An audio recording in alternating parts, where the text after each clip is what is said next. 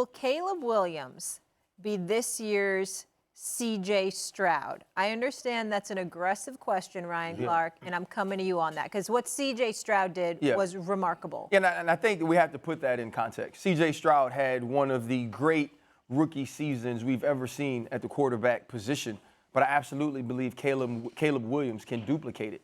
Now, the difficult part is going to be, can the Chicago Bears now be better than the Detroit Lions and the Green Bay Packers, who seem to be stacked in the NFC North? But let's think about what the Chicago Bears have done to prepare for Caleb Williams. You acquire Keenan Allen. You have DeAndre Swift. DJ Moore was picked up last year, had a great season along working with Justin Fields. And you have Cole Kmet at the tight end position. You go and get Shane Waldron, who, if we remember, in Seattle was the offensive coordinator who helped Geno Smith become the comeback player of the year and a Pro Bowler. And so I think the Chicago Bears, for the first time, have set the table for a quarterback to be successful, and now you have an opportunity to get one of the more talented quarterbacks that we've seen, at least in my opinion, in the last 10 years be drafted. Well, first off, 3 years ago, the '1 pick was Trevor Lawrence, and the world thought that Trevor Lawrence was going to be a Hall of Famer. He had won a championship. He had beaten Alabama. He was 6'7". He ran. He did everything. And I think we'd all have to agree that right now Trevor Lawrence is a bit of a disappointment with the Jaguars. It's been underwhelming. He hasn't played great. So although there's a lot to like about Caleb Williams, I'm not ready to sit there and say that he is going to be an historically great player. I saw the Notre Dame game last year. He was awful. He creates sometimes a lot of his own havoc, but he was awful in Notre Dame. He didn't play great against Utah in many games. I saw him at the end of the game when he was at Oklahoma, play against Oklahoma State. They had a first down at the 15-yard line, couldn't put him in the end zone. Listen, a little spotty with the media. He didn't talk to the media after the UCLA game, talking about, quote-unquote, creating his own legacy. How about winning the game first in the NFL before we start worrying about creating one's own legacy? And the other thing here's, Ryan, and you know more about it than I do because you play and everything else. Here's the other thing. When have the Bears gotten the quarterback position right? Yeah. Justin Fields, a disaster. Trubisky, an absolute disaster. McCown, they drafted from UCLA with the 11th pick, an absolute disaster. So now all of a sudden we think that Williams is going to be the next Patrick Mahomes.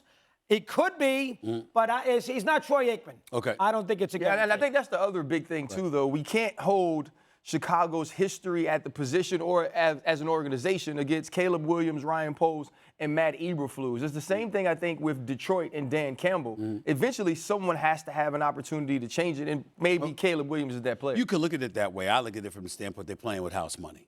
Let me explain. First of all, you got to look at this. Dougie, when you talk about Trevor Lawrence, I still believe Trevor Lawrence has an opportunity to be a Hall of Famer. He's young. He's young. And even though he had a bad season last year, let's remember he came back from a 27-0 deficit in a playoff game and came back to beat the Los Angeles Chargers. So let's not forget that, okay? The brother can play. We'll see what he does moving forward in the future. But last year, obviously, was an up-and-down year for him. That's number one.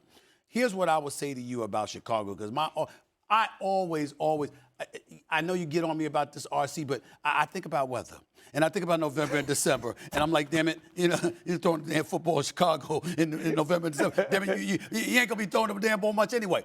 But when you are the Chicago Bears, and basically when it comes from the quarterback position, all you really have to celebrate is Jim McMahon. Yeah. Guess what? You're playing with house money. You're playing with house money. Here's the thing.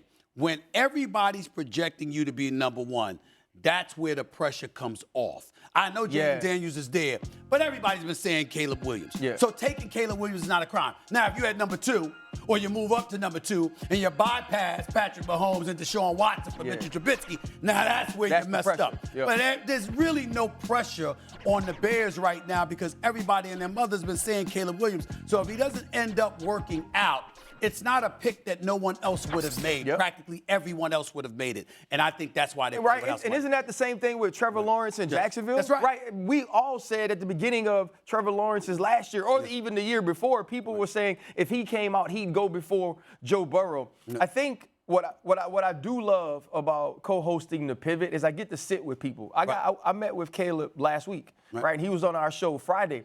He's so much different than people have painted him to be. He's so much more respectful, so much more mature. This is a young man that had his own apartment in high school. right? So he didn't have to drive 1 or 2 hours every morning to get to school. And so I asked him, okay, so what was it like going out? He said, nah, even if I was out, when it was time to leave, it was time to leave. And I made sure everybody that was with me came with me.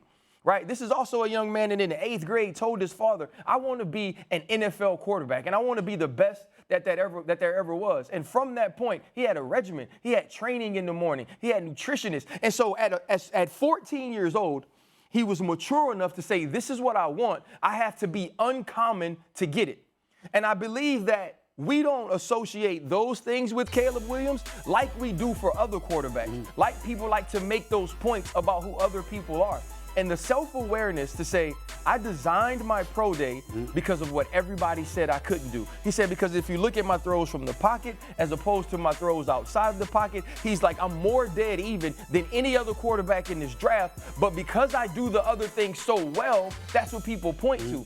I think all of those things lead me to believe he has what it takes from an intangible standpoint to make it happen. And we've seen the skill. Now the Bears have built around him. It's time for him to go execute. What, when you say the narrative has been out about it, who's put that narrative out about him? And is it possible that what we didn't notice about him was primarily because you're playing for Lincoln Riley, and every time somebody comes and plays for Lincoln Riley, we get caught up in Lincoln Riley. Yeah. And we talk about Lincoln Riley as opposed to the actual person that's playing for him. Whether it's him, it's Kyler Murray, it's Baker Mayfield, or somebody else. That's what I'm thinking. Yeah, now, you got to think, too, some of it, right, is the scene with his mother in the stands after the Washington games. Right. A lot of people were saying they didn't want a leader who jumped in the crowd and cried with his mother, and asking him about that. He was like, that's my mom. And he was like, and I was holding it together, and I understood it, and when I embraced her, I knew that I could never accomplish any of my team goals at USC. I also knew that my career at USC was coming to an end, and I didn't do the things that I had set out to do.